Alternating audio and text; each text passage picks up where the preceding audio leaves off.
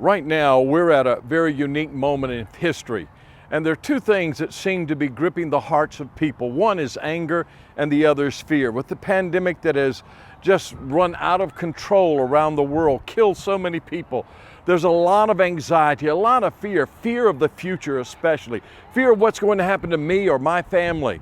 But I want you to know, Jesus Christ brings us good news, and through Christ we have hope for the future. We have confidence in the future because we know ultimately our future is with Him. Now, I want to speak to you about fear and overcoming fear and being courageous for Christ. You see, there's not only fear of death and fear of the future that's gripped people's hearts, but for many, many decades, we find that fear of rejection is one of the deepest seated fears there is. People are afraid of what someone would say or what someone would think or what someone would do to them if they really followed Jesus Christ.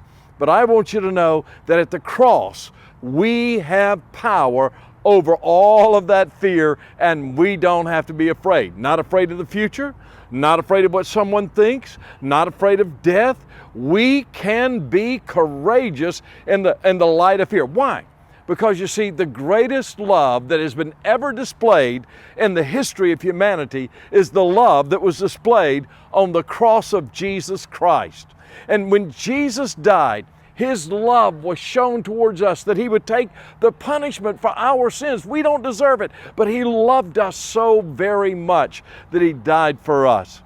And that's why the Apostle Paul could say in Romans chapter 1 and verse 16, "For I am not ashamed of the gospel of Christ, for it is the very power of God unto salvation to everyone who believes." You see, perfect love casts out all fear. And when the love of God floods your soul, like Paul said, you will not be ashamed because you have great confidence. Confidence because of what Christ did for you. The very power of God is in that message. And so you can be courageous for Jesus Christ. So today, I just want to say to you, you don't have to be afraid. You can be courageous. Embrace what Jesus did on the cross. Let His love flood your soul.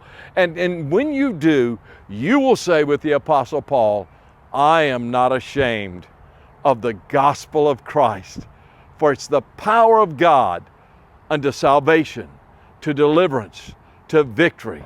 So you can know that victory because of the great love of God.